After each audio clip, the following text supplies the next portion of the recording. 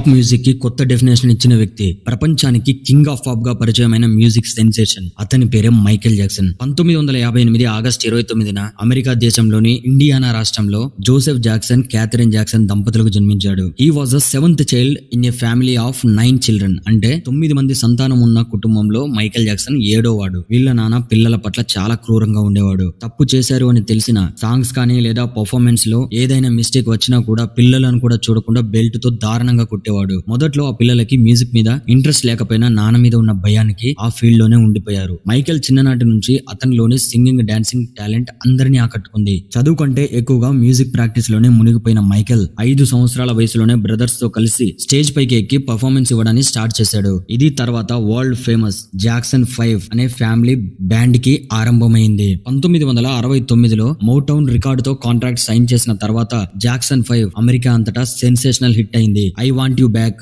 ABC, I will be there లాంటి songs blockbusters గా నిలిచాయి. చిన్నవాడే అయిన మైకేల్ తన వాయిస్ క్వాలిటీ, స్టేజ్ పర్ఫార్మెన్స్ తో ప్రపంచ వ్యాప్తంగా ఉన్న ఆడియన్స్ ని ఆకట్టుకున్నాడు. ఆ రోజుల్లోనే మ్యూజిక్ ఇండస్ట్రీలోని కాంట్రాక్ట్స్, రిహార్సల్స్ అన్నిటినీ నేర్చుకున్నాడు. యంగేజ్ కి వచ్చిన తర్వాత మైకేల్ తన ఓన్ స్టైల్ అండ్ ఐడెంటిటీని క్రియేట్ చేసుకున్నాడు. 1979లో వచ్చిన ఆఫ్ ద వాల్ ఆల్బమ్ అతని ఇండిపెండెంట్ ఆర్టిస్ట్ గా నిలబెట్టింది. 1982లో క్విన్సీ జోన్స్ తో కలిసి చేసిన థ్రిల్లర్ ఆల్బమ్ మాత్రం మ్యూజిక్ ఇండస్ట్రీలో ఉన్న రికార్డ్స్ అని బద్దలు కొట్టింది. ఈ థ్రిల్లర్ ఆల్బమ్ లోని సాంగ్స్, సినిమాటిక్ మ్యూజిక్ వీడియోస్ ప్రపంచ వ్యాప్తంగా సెన్సేషన్ అయ్యాయి. Billie Jean, beat it, thriller లాంటి వీడియోస్ ఎంటీవీలో ఒక బేరియర్స్ బ్రేక్ ని సాధించాయి. థ్రిల్లర్ ఇప్పటికీ కూడా best selling album for ever గా రికార్డ్ ని సృష్టించింది. గ్రామీ అవార్డ్స్, అమెరికన్ మ్యూజిక్ అవార్డ్స్ లాంటి ఎన్నెన్నో అవార్డ్స్ ని కొల్లగొట్టాడు మైకేల్ జాక్సన్. తర్వాత బ్యాడ్, డేంజరస్, హిస్టరీ వంటి ఆల్బమ్స్ మైకేల్ తన స్థాయిని మెయింటైన్ చేస్తూ ఒక లెవెల్ కి ఎదిగాడు. మూన్ వాక్, సిగ్నేచర్ లీన్, అతని స్పెషల్ వాయిస్ మోడ్యులేషన్ ఇవన్నీ గ్లోబల్ డాన్స్ మూవ్స్,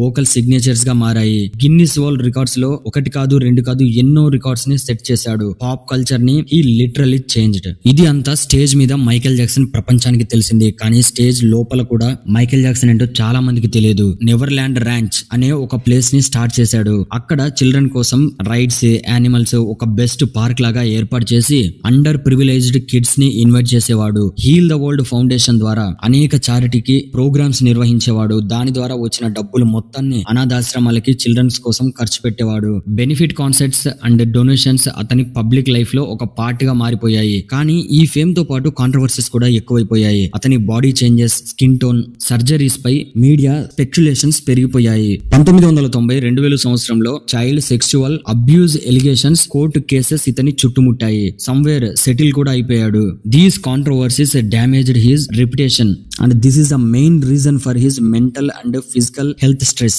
వీటి కారణంగానే మైకేల్ జాక్సన్ మెంటల్ గా అండ్ ఫైనాన్షియల్ గా కూడా చాలా స్ట్రెస్ ని అనుభవించాడు. King of pop Michael Jackson సంగీతం, డాన్స్, క్రియేటివిటీతో ప్రపంచాన్ని షేక్ చేశాడు. కానీ ఈ సక్సెస్ వెనుక ఉన్న పెయిన్, లోన్లీనెస్, మెంటల్ ప్రెషర్ చాలా మందికి తెలియదు. ఇవే ఇష్యూస్ చివరికి ఇతన్ని డ్రగ్స్ మీద డిపెండ్ అయ్యేలా చేశాయి. చిన్న వయసులోనే హ్యూజ్ ఫేమ్ రావడంతో మైకేల్ జాక్సన్ కి ప్రెషర్, ఇంకా ఫ్యాన్స్ నుంచి వేరే లెవెల్ ప్రెషర్ కూడా ఉండేది. 1984లో పెప్సీ యాడ్ షూటింగ్ లో ఉండగా తలకు, బాడీకి బర్న్ ఇంజరీస్ అయ్యాయి.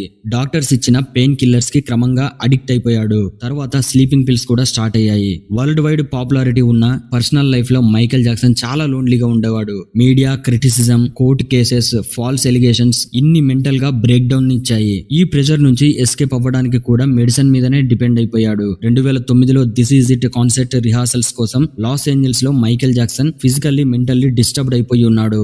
సెవెర్ ఇన్సోమినియా అంటే నిద్రలేమి ప్రాబ్లమ్స్ కూడా స్టార్ట్ అయిపోయాయి. At the time personal doctor అయినటువంటి డాక్టర్ కోన్రాడ్ ముర్రే ఇతనికి నిద్ర రావడానికి ప్రోపోఫోల్ అనే ఒక స్ట్రాంగ్ హాస్పిటల్ ఎనస్థేషియా మెడిసిన్ ని ఇచ్చాడు. అది కంటిన్యూస్ గా చేస్తూనే వచ్చాడు. ప్రోపోఫోల్ నార్మల్లీ హాస్పిటల్లో మాత్రమే యూజ్ చేసే ఒక డ్రగ్ కెమికల్. ఇది తీసుకున్న తర్వాత స్ట్రెస్ తగ్గిపోయి నిద్ర రావడానికి చాలా హెల్ప్ అవుతుంది. బట్ మైకేల్ దీనిని ఇంట్లోనే రెగ్యులర్ గా వాడేవాడు. 2009లో దిస్ ఈజ్ ఇట్ అనే కంబ్యాక్ కాన్సర్ట్ కి సిద్ధమవుతున్న సమయంలో జూన్ 25న లాస్ ఏంజల్స్ లోని రెంటెడ్ హౌస్ లో అన్కాన్షియస్ గా మైకేల్ జాక్సన్ కనబడతాడు. తరువాత UCLA మెడికల్ సెంటర్ లో డెడ్ అని ప్రకటించారు. Powerful medicine misuse, doctor negligence కారణమని కన్ఫర్మ్ అయింది. His death shocked the entire world. Millions of fans వేరే వేరే రకాలుగా మెమోరియల్స్ ని కూడా స్టార్ట్ చేశారు. ఒక్కసారిగా వరల్డ్ వీడియో మొత్తం జామ్ అయిపోయింది. కొన్ని రోజులు ప్రపంచంలో మైకేల్ జాక్సన్ డెత్ తప్ప వేరే న్యూస్ ఏది కూడా ఏ టీవీ ఛానల్ కవర్ చేయట్లేదు. కోట్లాది ఫ్యాన్స్ గుండెలు పగిలేలా ఏడుస్తూ ప్రపంచవ్యాప్తంగా నివాళులు అర్పించారు. తన డ్యాన్స్తో తన సాంగ్స్తో ప్రపంచాన్ని ఉర్రూతలూగించి ఆకాశమే హద్దుగా చెలరేగిపోయిన మైకేల్ ఇక ప్రాణాలతో లేడు అనే మాట ప్రపంచాన్నే షేక్ చేసింది. చిన్నపిల్లల నుంచి ముసలి వాళ్ళ దాకా ప్రతి ఒక్కరికి ఫేవరెట్గా ఉన్న జాక్సన్ ఇక భూమి మీద లేడు. ఎవరికైనా ఒక రాష్ట్రంలో అభిమానులు ఉంటారు, లేదా ఒక దేశవ్యాప్తంగా అభిమానులు ఉంటారు. కానీ మైకేల్ జాక్సన్ అనే ధ్రువతారకి ఎంటైర్ గ్లోబ్ అంటే భూమి మీద ప్రతి దేశంలో అభిమానులు ఉండేవారు. ఈ ఒక్క విషయంతో అర్థం చేసుకోవచ్చు మైకేల్ జాక్సన్ అనే పేరు ఈ ప్రపంచాన్ని ఎంతలా కదిలించిందో. ఆఖరికి కోట్లాది అభిమానుల కన్నీటిలో చివరిసారిగా మైకేల్ జాక్సన్ కి వీడ్కోలు చెప్పారు. ఆఫ్టర్ హిస్ డెత్ కూడా మైకేల్ జాక్సన్ స్టోరీ ఆగలేదు. This is it documentary, stage షోలు, లైసెన్స్లు, డీల్స్ ద్వారా బిలియన్స్ ఆఫ్ డాలర్స్ ని సంపాదించింది. కొన్ని సందర్భాల్లో ఈ న్యూస్ ఎలిగేషన్స్ డాక్యుమెంటరీస్ కూడా వచ్చాయి. ఈవెన్ న్యూ జనరేషన్ కూడా ఇతని సాంగ్స్, డాన్స్ మూవ్స్ తో మైకేల్ ని సెలబ్రేట్ చేసుకుంటూనే ఉన్నారు. అసలు మైకేల్ జాక్సన్ ని మనం ఎలా రిమెంబర్ చేసుకోవాలి? వన్ సైడ్ వచ్చేసి extraordinary talent, songs, dance performance and ఇతని పేరు ఒక revolution. And another side controversies, personal struggles రెండింటి మిక్సే మైకేల్ జాక్సన్ యొక్క true picture. He changed pop culture for ever, but behind the fame the human story still continues to be debated.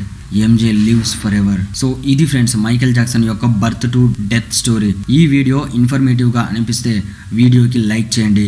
ఇలాంటి మరిన్ని interesting videos కావాలి అంటే మన Nellore bye official YouTube ఛానల్ని subscribe చేసుకోండి. మరో ఇంట్రెస్టింగ్ వీడియోతో మళ్ళీ కలుద్దాం. జై హింద్, జై భారత్.